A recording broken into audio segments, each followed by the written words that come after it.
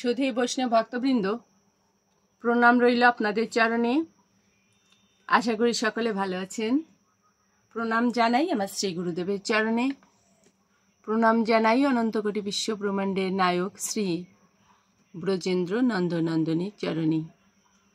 সুধী বৈষ্ণব ভক্তবৃন্দ, ধারাবাহিক অনুযায়ী আজ আমরা শ্রীমদ্ ভগবদ গীতার 21 নং শ্লোকটি শ্রবণ করব সকলে। তো আসুন আমরা ব্রতী হই, মঙ্গলাচরণের মাধ্যমে আমরা শ্লোকটি শ্রবণ করি।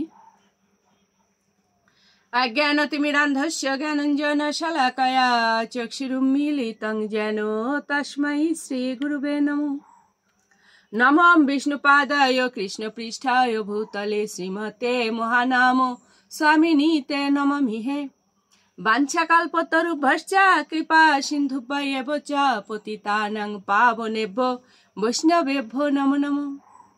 গুরু কৃপা হি কেবলম, গুরু কৃপা হি কেবলম, গুরু কৃপা হি কেবলম। ওম শ্রী পরমাত্মনে নমঃ।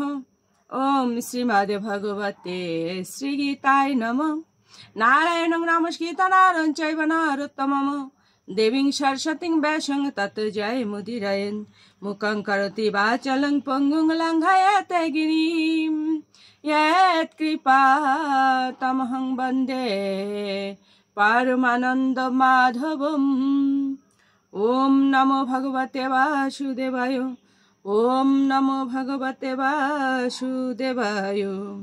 ॐ नमो भगवते वासुदेवाय। श्रीमद्भगवते श्रीगीताय नमः। श्रीमद्भगवद्गीता सांख्य योग श्लोक संख्या 21। वेद अविनाशिनं नित्यं यः एनं अजम् अव्ययम् कथं सः पुरुषः पार्थ कं घातयति हन्तिकम्। অনুবাদ: হে পার্থ, যিনি এই আত্মাকে অবিনাশী, শাশ্বত, জন্মরহিত ও অক্ষয় বলে জানেন, তিনি কিভাবে কাউকে হত্যা করতে বা হত্যা করাতে পারেন? তাৎপর্য: সবকিছুরই যথার্থ উপযোগিতা আছে এবং যিনি পূর্ণ জ্ঞান সম্পন্ন, তিনি জানেন কোন জিনিস কোথায় এবং কিভাবে নিয়োগ করলে তার পূর্ণ সদ্ব্যবহার করা হবে। আর সবকিছুর মতো হিংসারও যথার্থ উপযোগিতা আছে এবং যিনি যথার্থ জ্ঞানী, তিনি জানেন কোথায়, কখন, কিভাবে হিংসার প্রয়োগ করতে হয়। বিচারক যখন আসামিকে খুনের জন্য দোষী সাব্যস্ত করে প্রাণদণ্ড দেন, তখন হিংসাত্মক কাজ করেছেন বলে বিচারককে কেউ অভিযুক্ত করে না। তার কারণ তিনি বিচারের রীতি অনুযায়ী এই দণ্ড দেন। মানব সমাজের শ্রেষ্ঠ নীতিশাস্ত্র মনুসংহিতাতে খুনিকে প্রাণদণ্ডে দণ্ডিত করার নির্দেশ দেওয়া আছে, কারণ এই শাস্তি পাবার ফলে সেই খুনির মহাপাপের ভার লাঘব হয়। পরবর্তী জীবনে তাকে আর তার ফল ভোগ করতে হয় না। সুতরাং রাজা যখন খুনিকে প্রাণদণ্ড দেন, তখন তার মঙ্গলের জন্যই তা দেওয়া হয়। তেমনি শ্রীকৃষ্ণ যখন যুদ্ধ করবার আদেশ দেন, তখন আমরা সহজেই বুঝতে পারি চরম বিচারের জন্যই তিনি এই হিংসার আশ্রয় গ্রহণ করেছেন। তাই অর্জুনের কর্তব্য হচ্ছে ভগবানের নির্দেশ পালন করা। ভগবান শ্রীকৃষ্ণ হচ্ছেন পরম করুণাময়। তাই আপাত দৃষ্টিতে তার কার্যকলাপ হিংসাত্মক বলে মনে হলেও প্রকৃতপক্ষে তা হচ্ছে তার আশীর্বাদ। তেমনি তার নির্দেশে যখন হিংসার আশ্রয় গ্রহণ করা হয়, তখন সেই হিংসা আশীর্বাদে পরিণত হয়।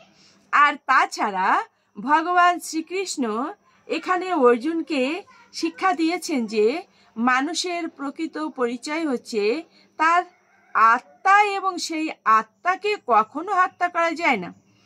সুতরাং সুবিচারমূলক প্রশাসনের স্বার্থে ওই ধরনের হিংসাত্মক কার্যকলাপের অনুমতি দেওয়া হয়েছে।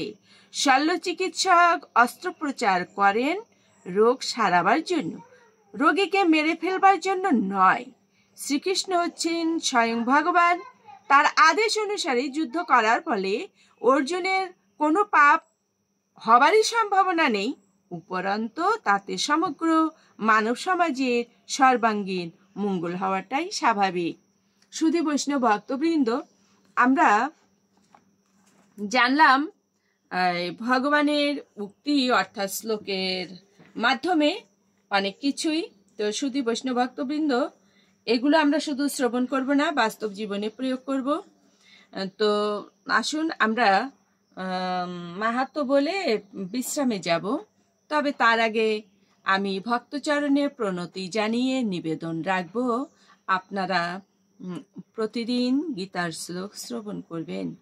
গীতার এই বাণী ভগবানের মুখ নিঃসৃত বাণী, যা গীত আকারে বেরিয়েছে বলে এর নাম হচ্ছে গীতা, যা মানব জন্মে মুক্তির সনদ।